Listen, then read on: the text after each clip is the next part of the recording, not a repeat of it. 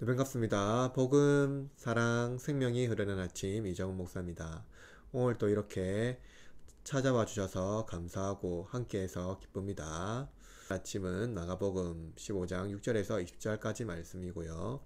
미움받을 용기라는 주제로 함께 아침을 열고자 합니다.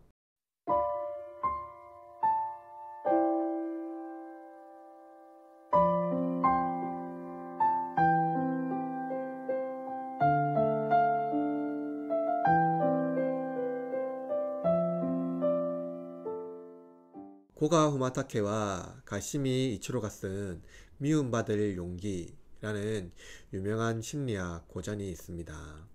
여러분도 잘 아시죠? 이 책에서 사람의 심리적 안정은 모든 사람에게 인정받지 않아도 자신의 심리적 결핍에는 영향을 주지 않는다라고 말합니다. 그러한 상태에 있을 때 비로소 안정적인 사람이라고 말하죠. 따라서 미움받을 용기란 외부 조건에 휘둘리지 않고 사람들의 시선에 영향을 받지 않는 심리적 상태를 말합니다. 이는 때때로 감정과 환경에 연약한 인간에게 좋은 가르침을 제공합니다. 그러나 성경은 인간이 자기 심리를 잘 다스리고 발전시켜서 초월적 존재로서 환경과 외부 조건에 흔들리지 않는 존재라고 말하지 않습니다. 심지어 예수님도 이미 인간의 육신이 얼마나 나약한지 우리에게 직접 보여주셨습니다. 인간의 육신과 마음은 어느 정도 훈련하여 미덕과 좋은 성품을 형성할 수 있을지 모르지만 근본적인 결핍은 해결할 수 없습니다. 근본적인 결핍은 결국 내부에서 해결할 수 없고 외부에서 해결할 수 있기 때문입니다.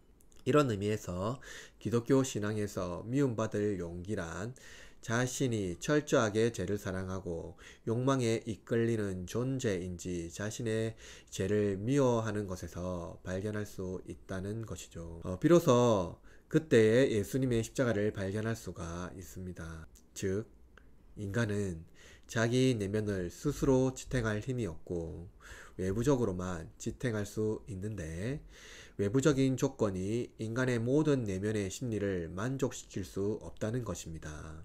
따라서 미움받을 용기가 그나마 외부적인 조건에 흔들리지 않게 한다고 말하지만 깊은 심연에 큰 구멍이 뻥 뚫려 있는 인간의 심리가 과연 메워질 수 있을까요? 빌라도는 충분히 예수님을 놓아주고 대제사장의 노름에 빠지지 않을 수 있었습니다. 대제사장은 당시 사두개인의 계열로 로마 제국과 협력 관계에 있었습니다. 그들은 정치적으로 자신들의 권력을 유지하려 했고 로마 황제의 친구가 되기를 원했습니다. 빌라도는 대제사장의 사악한 의도를 어느 정도 알고 있었고 예수가 그들의 희생양이 될 것이라는 것도 알고 있었습니다. 그가 만난 예수는 너무나 이상할 정도로 순결하며 고결해 보였습니다. 예수의 눈빛은 선하고 세상을 사랑했습니다. 심지어 빌라도에 대한 애정이 그의 눈빛에 서려 있었습니다. 저는 감히 예수님께서 세상을 바라보는 눈빛이 어떠했을지 상상해 보았지만 도무지 상상조차 되지 않았습니다. 그런데 빌라도는 그 눈을 직접 보았죠. 반면 사악한 대제사장의 눈빛도 보았습니다. 빌라도는 예수님을 놓아주려고 어느 정도 힘을 썼습니다. 바라바라 하는 민중의 지도자를 무리들 앞에 내세우고 또한 예수도 내세웠습니다. 무리 중에는 예수께 호의를 받은 자들도 있었기 때문에 빌라도는 이를 이용하여 위기를 벗어나려고 했을 것입니다. 그러나 그때 대제사장이 무리를 선동합니다. 대제사장은 예수님이 무리를 선동했다라는 그 죄명으로 법정에 넘겼지만 지금 그들이 무리를 선동합니다. 권세를 유지하려는 인간의 욕망이 얼마나 추악한지 보여주고 있죠. 무리들은 무지합니다. 빌라도의 말에 예수를 십자가에 못 박으라고 소리치지만 예수님의 죄에 대하여는 아무것도 알지 못합니다. 다만 대제사장의 말을 믿을 뿐이지요. 그때 빌라도는 자기 심연에 있는 큰 구멍을 발견했어야 했습니다. 그 누구도 메울 수 없는 구멍 말이지요. 그 구멍은 예수님만이 메울 수 있습니다. 그러나 그는 군중을 만족시킴으로써 그 구멍을 메우려고 했습니다. 그 자신의 권력으로 구멍을 메우려고 한 것이죠. 그는 그 자신의 권력으로 구멍을 메우려 했고 무리들을 만족시킴으로써 자신의 권세를 하늘과 같이 높이려 했습니다. 하늘의 왕을 버리면서까지 말이죠. 빌라도는 나는 최선을 다했고 너희가 원했으니 나는 아무런 죄가 없다고 말할 것입니다. 그러나 빌라도의 죄는 무리를 만족시키기 위하여 의로움을 저버린 것이죠. 그것은 올바른 행위가 아니라는 것을 빌라도가 이미 알고도 자신의 권세와 무리들에게 인기 있는 정치가 되기를 원해서 의를 행하지 않은 것입니다.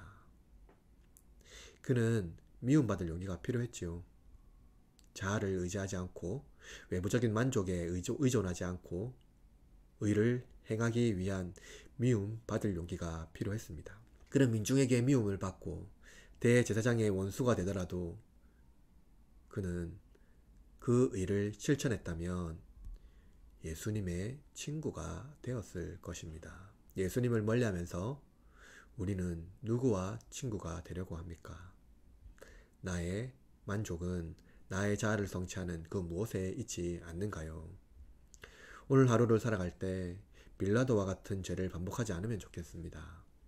미움받을지라도 예수님이 만족하시는 삶이 우리 심리 깊이 뻥 뚫린 구멍을 메워 주실 것입니다. 그 누구도 그 구멍을 메우지 않는 한 미움 받는 것은 고통과 아픔일 뿐입니다. 그것을 메우기 위해서 외부적인 다른 것을 의존하거나 사용할 것이기 때문이지요. 그러므로 복음으로 미움받는 구멍을 메우시고 용기 있게 의를 실천하십시오. 예수님께서 기꺼이 자신의 몸을 헐어 그 구멍을 메워 주실 것입니다. 오늘 하루 고난 중에 예수님을 묵상하며 복음으로 승리하십시오. 그리고 세상의 미움을 받으나 예수님의 사랑을 풍성히 받는 저와 여러분이 되었으면 좋겠습니다. 세상의 미움을 받을지라도 의를 실천하는 그 삶이 우리의 심연에 큰 구멍을 메우고 하나님의 의가 나의 삶이 되는 그러한 복된 삶이 될 것임을 고백하며 오늘 하루도 힘있게 살아내는 저와 여러분이 되고 또한 여러분의 하루가 복되기를 바랍니다.